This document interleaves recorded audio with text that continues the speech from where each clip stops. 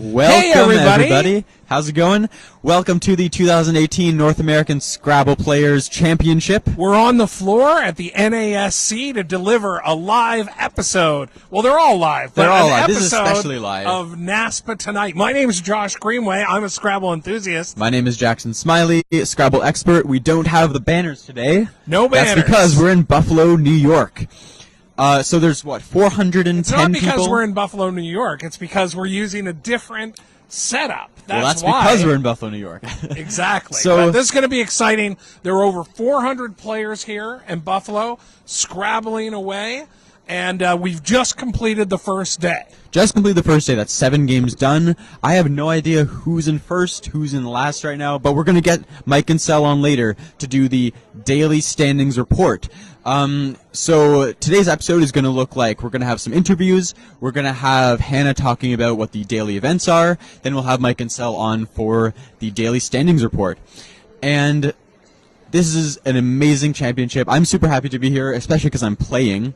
I haven't played. Yeah, you're playing. How are you doing so far? I saw you play on table 1, which is a special honor. I mean, that they give players who are doing really well. Yeah, so the you must top have been board. doing well. I was doing well. I was 4-0. I'm now up to 5-2. I don't know how I'm doing. I try not to check too many standings while I play because I find it just stresses you out too much.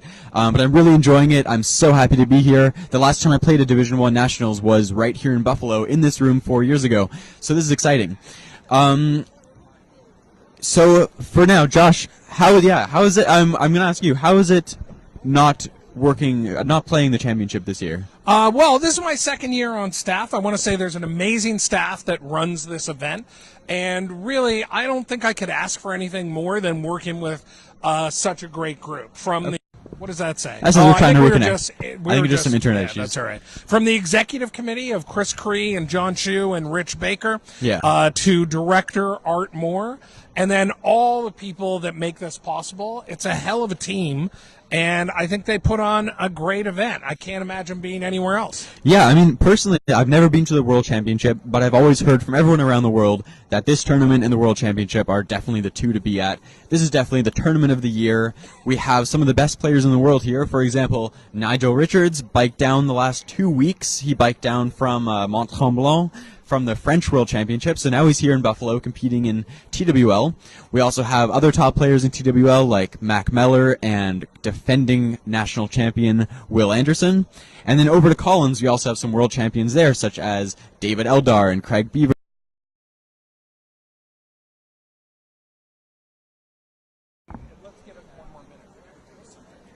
Sure.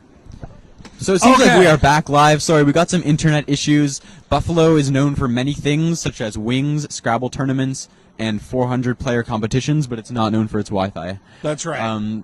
We'll deal with it. So, we're going to have a couple guests on soon. We're going to have Jason Keller and Judy Cole, 2 trivia masters, in a few minutes. Well, the real key, the headline there is it's Hannah Lieberman's Scrabble lifestyle that's the section of the show. Segment, and her special guests are going to be trivia whizzes Jason Keller and Judy Cole. Then we're going to bring in Mike Gincel, who's going to talk about the live standings. We're going to find out who's leading in every division. Oh, yeah. And then we have a feature guest. Do you know who that is, Jackson? I have no idea. I'm going to be interviewing Laurie Cohen, who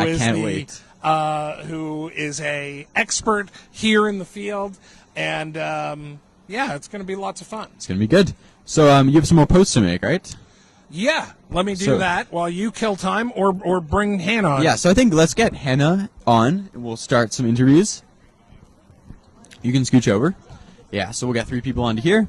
So before you start your interview, hold on. You guys are going to have to share the mic, and the plan was you were going to get out of here, but you've inserted I'll yourself ask you one here, question so that's before good. I go. Okay. Do you know what number this is for you? How many NASCs you've now competed in? I know your name tag's gone. Put me really on the spot there, that gotcha journalism. This is my 9th Nationals.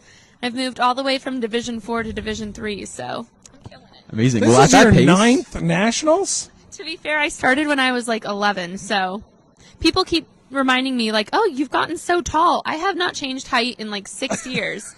Puberty ended. It's done. But I'm very glad they think I'm getting taller. Well, I'm very jealous you played at 9 nationals. I hope to match you one day if you don't slow down. So now we're going to get on our 2 guests, our 2 interview guests right now. Well, let's welcome let Hannah open the segment. All right. All right. Over to you, Hannah. Give the mic over to Hannah. I thought you were going to ask Hannah how many episodes of NASPA Tonight you've been on. On 3? I don't know. It might just be 2. This might be the second one.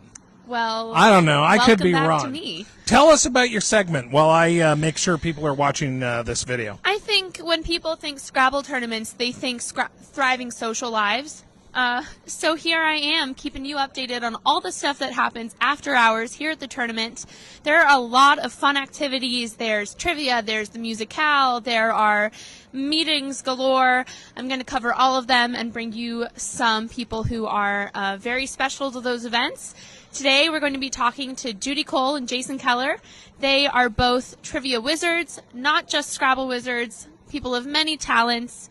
And they're going to tell us about trivia tonight. So what time is trivia? Where is it happening? What's the score? Does it cost money? Do you have to be on a team? If I wanted to go play trivia and I didn't know anyone, what would I do?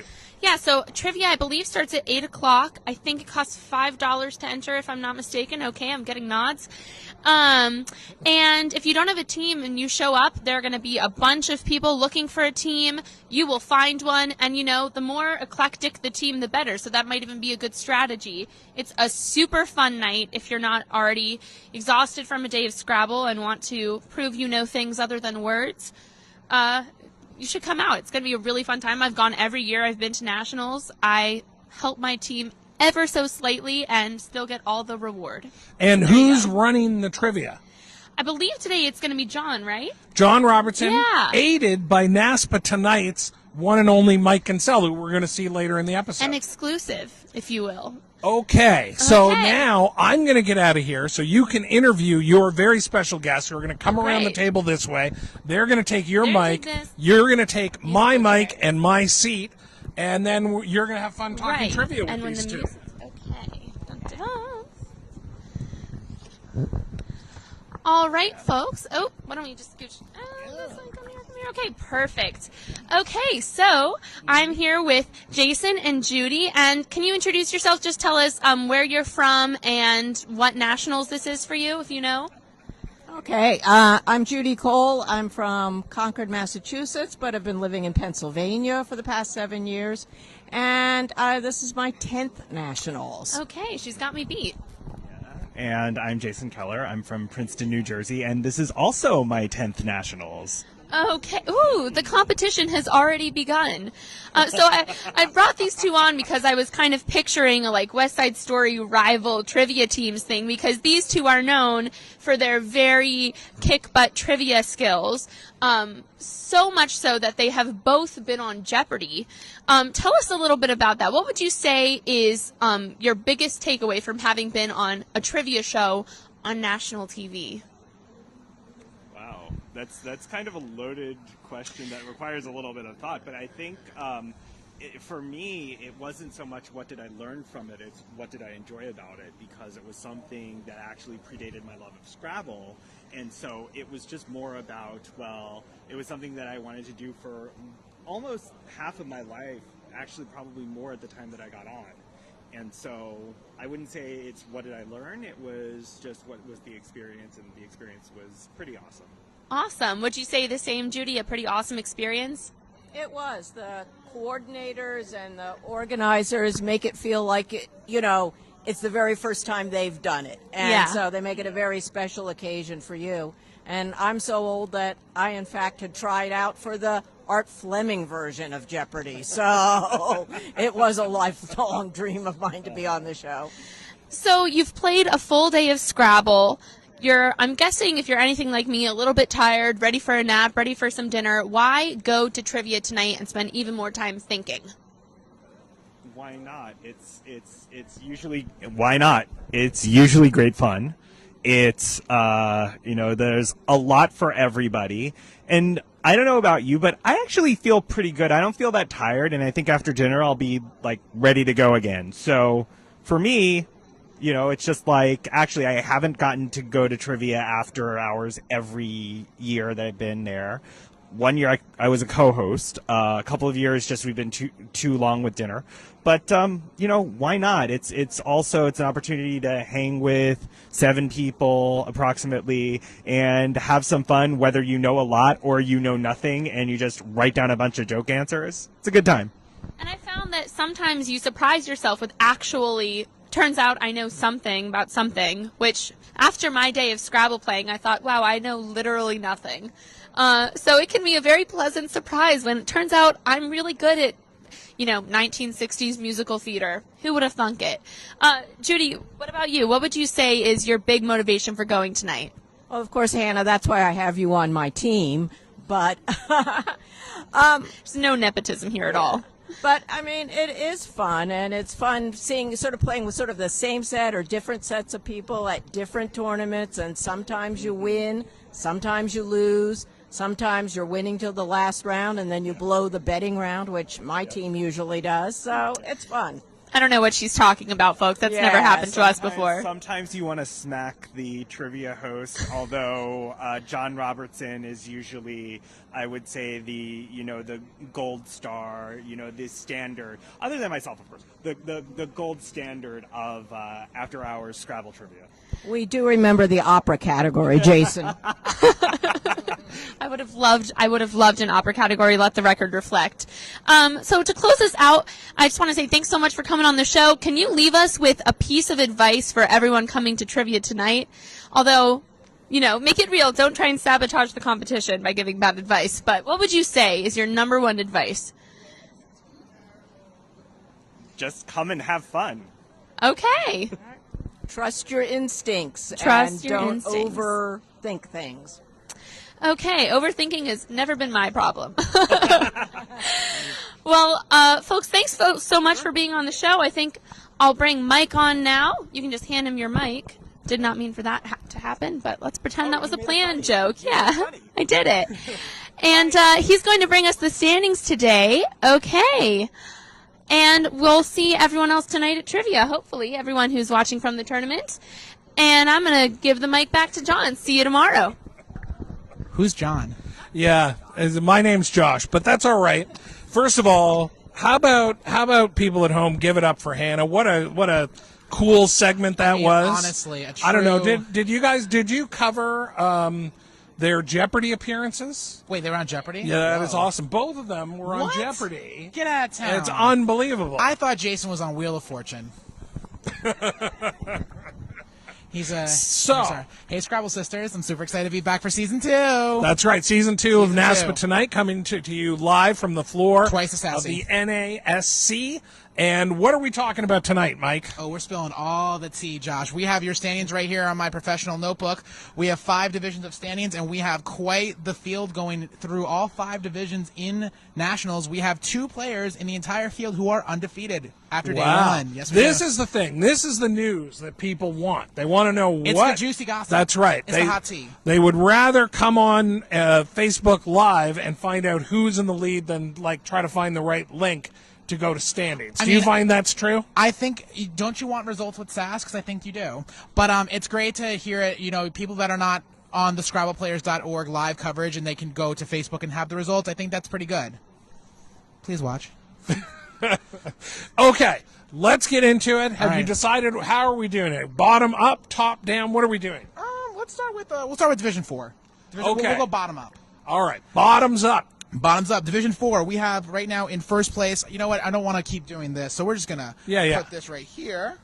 So, Division 1, Division 4. Division numbers. Division Calm 4. down. All right. I'm just Division so excited. 4. Are we going first, second, third? We'll do first, second, third. All right. Right now in first place, we have Kevin Noble, who is 6-1 plus 786. Kevin. Kevin's doing fabulous. We have Cherish Amby Oklo, who is 6-1 plus 579. Cherish was actually in the Collins Light division in New Orleans. Right. And there's now a- she's in TWL 4. Yeah, there's a reason why, because she's really good. Yeah, well, and also I would encourage everybody to get on the Facebook page or group. There's a lovely interview that our Robin Pollock Daniel did with Cherish. And she's only 12 years old. I Yeah. think 12, 13 possibly. I think she was 11 last year, so I want to say she's 12. I know, and I think What a wizard. 11, 12, 13-year-old, you think, she's like a little kid, kind of, but she's cleaning up in Div 4, and if you watch this interview, she's like the same height as Robin. Cherish is definitely going to be one to watch for D4. We have in third place Peter Hopkins, who is 6-1 plus 453. Oh, my God. It's Peter Hopkins, the Peter's Canadian. my boy. Well, your boy's in third place. Someone to watch out for is going to be currently in sixth position is Rachel Gillette, who is 5-2 plus 425. Rachel, fun story, in Vegas when I was in TWL, I played Quares, something like that, for like 50 points, and she played the S on top of it. She played Squares for like 120 points. Whoa. She's a dear friend of mine all the way from, I believe she's in Colorado. She's in sixth position. She's a wizard when it comes to finding great stuff on the board. So Rachel's one to watch. Yeah, no, she's a smart lady. She's an attorney. Oh, well, overruled. Anyway. There you So Division 4, that was exciting. I know all those people. All right. Are we going to Division 3? Division 3. I'm going to butcher this last name. Doug Sizimkowiak. That must be worth a lot in this game. He is 7-0 plus 758. Beautiful. Dougie, he's doing great. We have Nicholas Tam 6-1 plus 712, and in third place we have Betsy Collins 6-1 plus 534. Betsy Collins is one always up there. I feel like I've seen this name before. Yeah, and I know Betsy, or as I like to call her, Betty. Her real name's Betty, but it's one of these deals where it's almost like in Hollywood, like if you were an up and coming actor and your name is Brad Pitt, you have to change it because there can't be two Brad Pitts in Hollywood. Right. So on cross tables, Betty changed her name from Betty to Betsy in order to not have confusion. I'm going to change my name to Beyonce. I'm going to go as just Beyonce, the Beyonce of Scrabble. I think that runs really well. But Betsy's definitely someone that we're going to want to watch because she's popped up there quite a few times over the last few nationals I've been to. She's beaten my butt a few times. All right, Division 2, we have the Schneider. Chris Schneider is 6-1 plus 707. I believe he was a last-minute ad, if I was correctly. I think I spoke to Art Moore earlier. I believe Chris Schneider was a last-minute ad. I think he was a last-minute arrival. I think he always planned to play. Okay. But he had a severe plane delay. Okay, and maybe, facts are facts. I don't know, unfortunately. I also drove with Chris Schneider and Joey Kravchik from the Reno Nationals to the Las Vegas tournament. Oh, that was fun. Okay, so we got stopped by the police. Uh-oh. I didn't have to bail him out. I don't have the money. It was only a broken headlight, folks. Okay, sure. Anyway, come in tomorrow for the exclusive interview about his broken headlight. Second place is the darling of Jimmy Kimmel Live, Cooper Komatsu, who is 6-1 plus 587. He is a school national champion. Yep. Jimmy Kimmel's sweetheart, I call him, because all the kids that were on Jimmy Kimmel, they're just sweet, funny kids. He is 6-1. Very happy for Cooper. Jackson was on Jimmy Kimmel. Was he? Yeah, he sure was. I must have missed that episode. In third position, we have Asif Ali, who is 6-1 plus 500. And the player to watch in D2 is Ken Mizui. I butchered that name so hard. 6-1 plus 202. I've seen his name pop up in a few in D2 earlier this afternoon when I was watching results. He was somewhere in the top 3. Kind of had bad luck at the end of the day, but I think he's someone to definitely watch. I see. And all those players 6-1. So it's a tight race. Okay. First, are we going here or are we going here? Let's do Collins. Okay, sure. All right. Collins is a very, very tight race. We have Evan Borofsky all the way. We had an interview with Evan. He is 7-0. Evan is 7-0? And he's very humble. He's actually my round 1 opponent. So I like to think that I started his legacy with a 583-50 loss. It's okay, though. No tea, Evan Borofsky. He played, when you play Erudite and Cyanos, TWL, cover your ears. Erudite and Cyanos back-to-back, it's like, come on. So Evan Borofsky is 7-0. I've known Evan ever since I started playing Scrabble. He's from Canada. He is a 10-time champion at the Toronto Scrabble Club. Will he add a U.S. national title? And that was all in TWL, and now, look at him. So he's been playing Collins for a while. Always a strong competitor. I believe he's won Niagara. Yes, he's won Malta. I think he's won Crescent City Cup, I want to say. No, he always come close. Yeah, I don't know. Who knows? Good luck, Evan. Yeah, rooting for him. He's very, very gentle with what he's doing today. He wants to just keep the vibes going, and I'm proud of that. Rob Rubinski, who was a very late arrival. He was 2 a.m. arrived. 6-1 plus 677. Rubinski is definitely someone who's always in it. Again, absolutely. These players are close. They're the bridesmaids, but never the bride. So I'm kind of happy about this top 5. Okay. Chris Lipe, who was our 2014 World Champion runner-up, Yes. so far the best placing U.S. person so far in the last few years. He is 6-1 plus 573. Chris Lipe, 6-1, who recently just got married. Oh, I know all about it. We covered it on an earlier episode of NASPA Tonight. Super happy for him. He's been a lifetime member. No, he's not. A lifelong friend. I've known him for 6 years. But he's one of my mentors. He actually got me into Collins, so very happy to see Chris Really? up there. Yes. Wow. Jesse Day is going to be one to watch. He's 5.5, 1.5 plus 358. Jesse is someone you can never count out. Jesse Day. Yeah, no, Never. Jesse's a great player. He was runner-up to the TWL side a couple of years Yes, ago, right? The infamous IR story that you can Yeah. see on the YouTube video about the New Yorker. But yes, he was love that video. Runner-up to Mr. Matt Tunnicliffe. So Jesse's someone to watch. Another person I'm going to throw in there is Tim Weiss from Jersey City, New Jersey. He is 5-2 plus 647. Tim has a spread, the third best spread in the field. He can catch and usurp Chris and Jesse if he does very well tomorrow. Tim's a good friend of mine, very great player. I'm rooting for him as well. So your top 5 is very close. Yeah, no, that's super exciting. All right, And let's get to the big dogs. Division 1. Division 1. So we're going to have our first place person right now is Ori Swift, all the way from Texas. 6.5 wins and a half loss. Oh, so plus close. 600. Still so undefeated. He technically didn't win. He technically didn't lose, excuse me. Yeah, it's He still tied. undefeated. Undefeated. Thomas Renke, one of the Renke brothers, 6-1 Yeah. plus 607. One of So the he Renke has- twins. He literally is a half win behind by Ori, and he's 7 points above him in spread.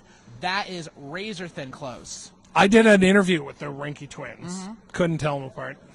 Yipes.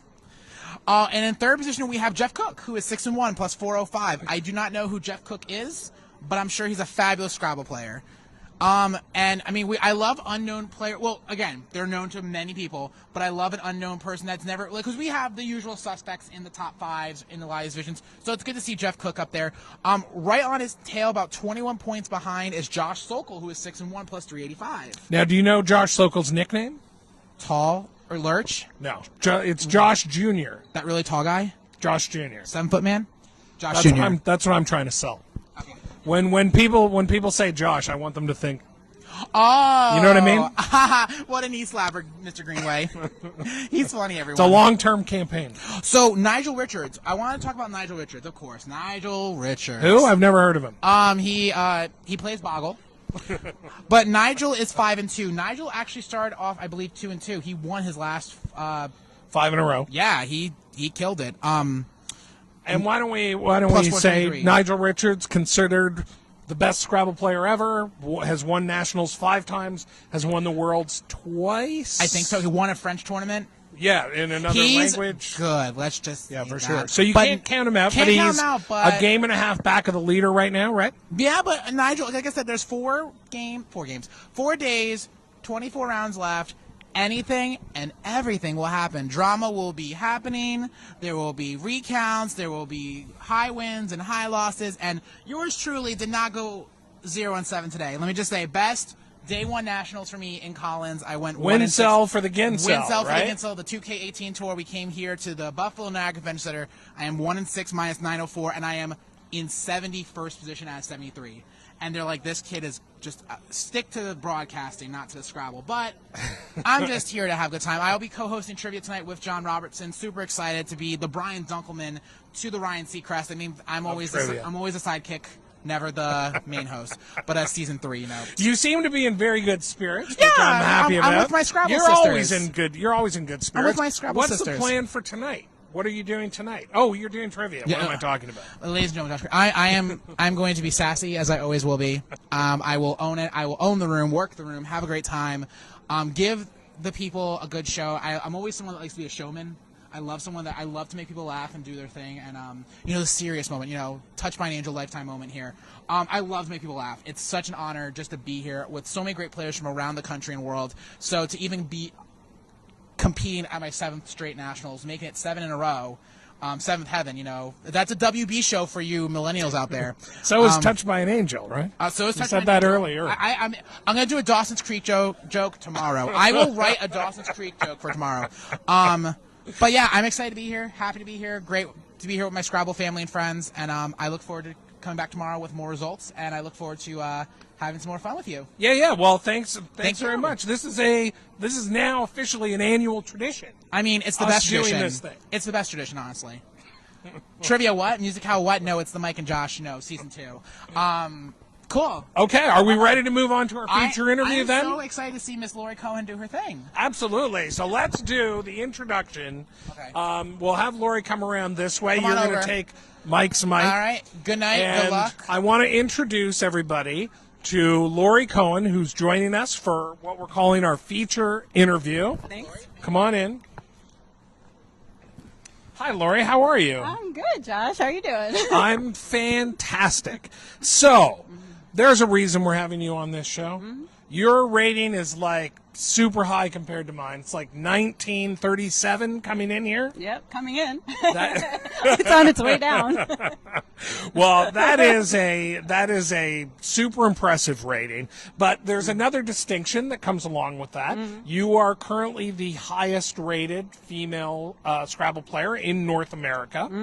And listen, anybody who achieves that level, whatever their gender, super impressive.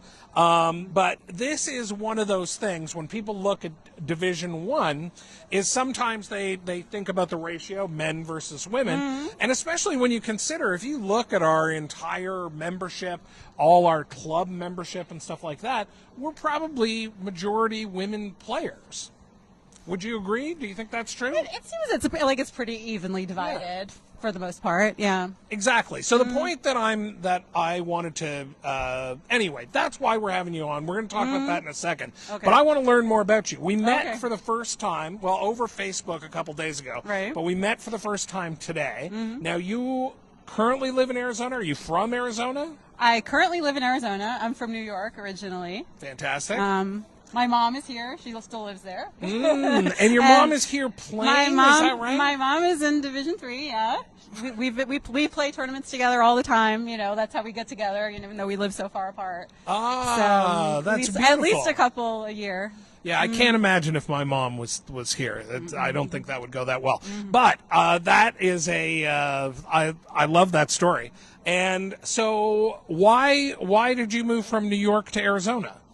It was for work at the time. Okay. So my husband at the time, we got a job at Arizona State, and cool. and I got a job, also in Arizona at the time. So we moved there for work. Awesome. And Arizona has a nice little base of Scrabble activity, right? Yeah, it does. There are multiple clubs and there are tournaments that go on there. Yep. A lot of people know Larry Rand and Barbara Van Allen. Yes.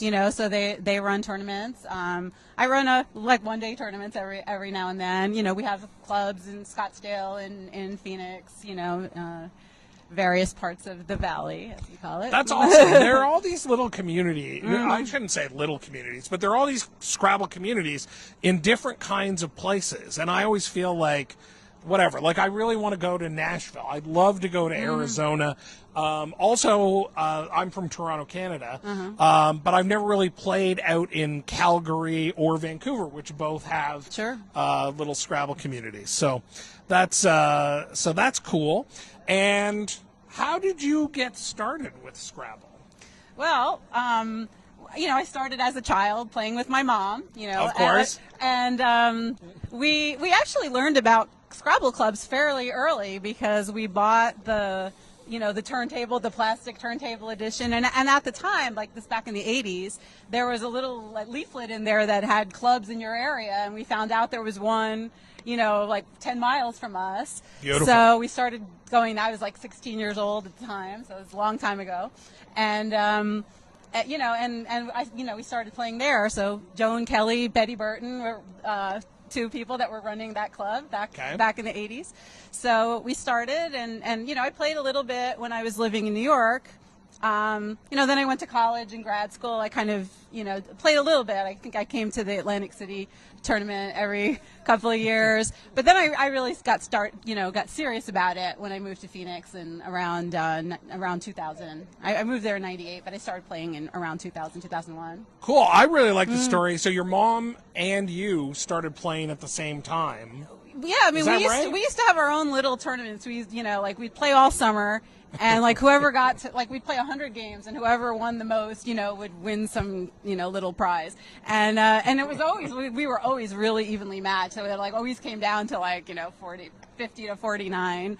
So yeah, then, after that I sort of learned about studying and stuff. Right. Well, yeah, and that was going to be my question is tell me about the journey from sort of playing at one level to get up to 1900. We hear people talk about this story. I'm interested in sort of your twist on that story and just what it was like for you. Yeah, well, when I came to Arizona, I was kind of it was a little different, then. It was, like right around, what did I say? 2001. Yeah. I was kind of an intermediate player. I was okay. But, I started losing, to certain people, and I realized I wasn't that good. But then somebody told me about a program called Lexpert, which was the preceded Zizova, as a study program. And then I learned how to study. At first I thought, oh, people are reading the dictionary page by page. Then I realized, okay, there's a way to systematically, study. So, I may I was working I was working at a job, and I quit, and I didn't have another job at the time.